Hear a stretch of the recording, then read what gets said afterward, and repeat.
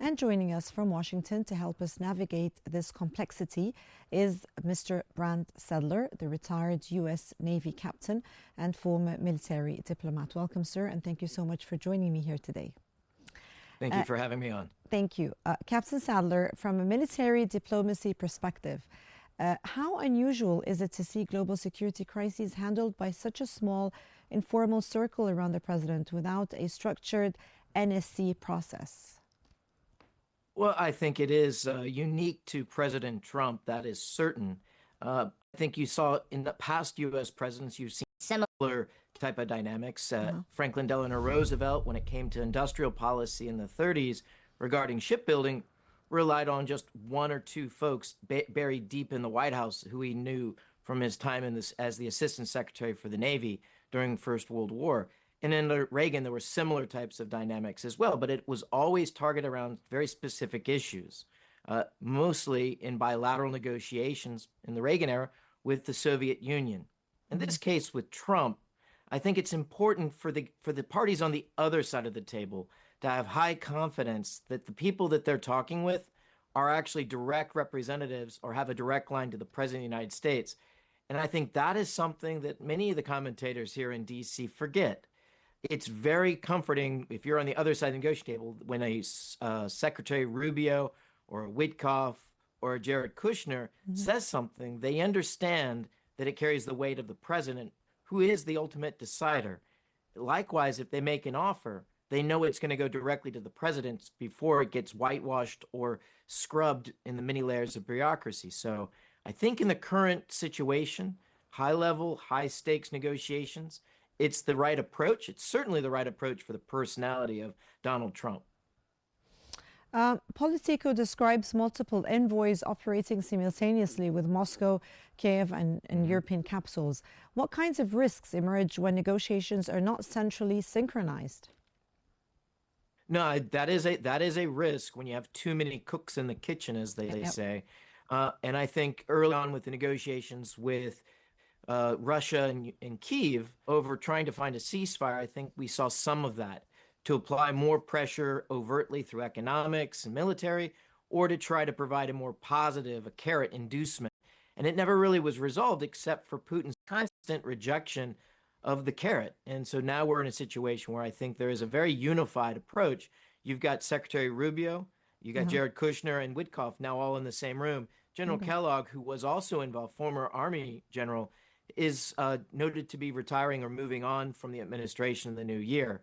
So what's important for me is that someone with very deep military operational understanding is informing what's happening going forward. That's still an open question. The Secretary of the Army and the Chief of Staff of the Army's trip to Kyiv recently, I think, is somewhat comforting in this respect, but it's something I watch. And some argue that a small team brings speed and confidentiality. In real strategic terms, sir, where does agility end and vulnerability begin for a global power, do you think? Well, if you want to deal badly, you're going to get a deal badly. And so it really matters on the results. And we're still too far from anything putting pen to paper to really judge on that. So for me, it's the results that matter and what the deal is. Will it work and will it be lasting? Clearly, for the Russians' part, they're still far from making a deal. So we'll see. Again, I come back to what's important is the tactics and the military operational experience that's critical to stopping and freezing the line of control between these two warring factions or forces in Ukraine right now. The article also highlights an expanding portfolio, Russia, Gaza, Venezuela, all funneled through the same improvised network. How does this affect the U.S. military's ability to plan coherently and across theaters? Well, right now we're in negotiations, so it's not so much military operations per se. For the negotiations with Ukraine, the military aspect would be making sure that there's good, sound military experience informing where the effective line of control is the day that a ceasefire is signed, so that it's defensible and so that neither side can restart the war easily without taking on significant risk and cost. So that's the military experience. The other, and also the delivery of perhaps weapon systems to compel Putin to come to the negotiating table. So that's where the military plays there. In Gaza, I think it's much more now in the diplomatic sphere where that fighting has shifted. It's on Israel's shoulders, so to speak. But again, it's oversight from the U.S. and I think from the intelligence agencies to make sure the Israelis are honoring their side of the deal at the same time.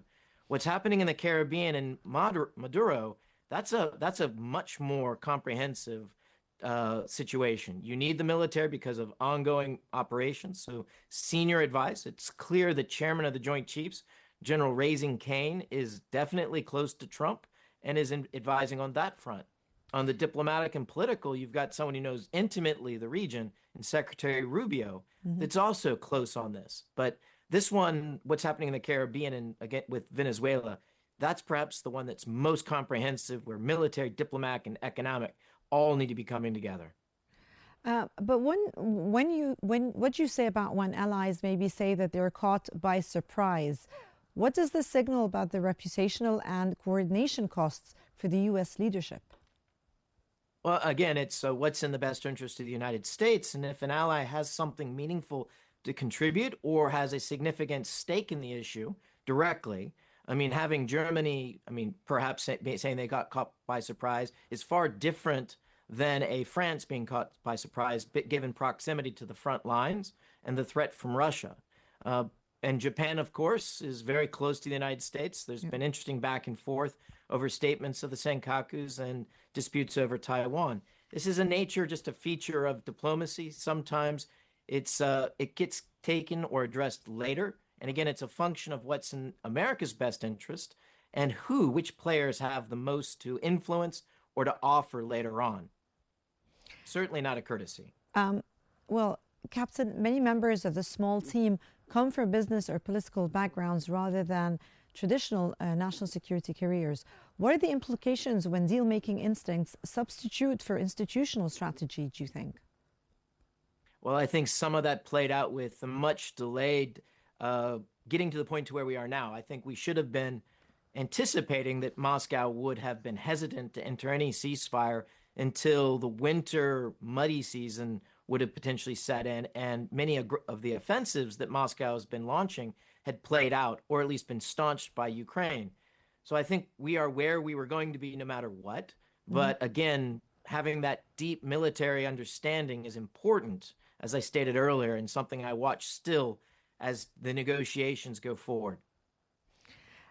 Maybe looking a bit in the future and looking forward, what safeguards or structures would you want to see reintroduced maybe to stabilize the U.S. decision making during crises? Well, I've argued for some time, for several years, for a smaller, more focused National Security Council. It has to reflect the personality of the president and has to work for the president. It is, after all, his staff or her staff.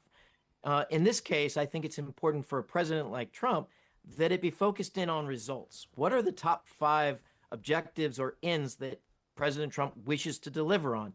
Clearly, ending the war in Ukraine is one of those. So there should be an office with a small team of deep experts to advise and to help execute and deliver that result. So a much more results-focused, action-oriented NSC and a smaller one than what we have traditionally seen, very large, more management of the interagency kind of offices. And so this would move away from regional kind of structures to task or objective focused structure. That would be what I would advise the president.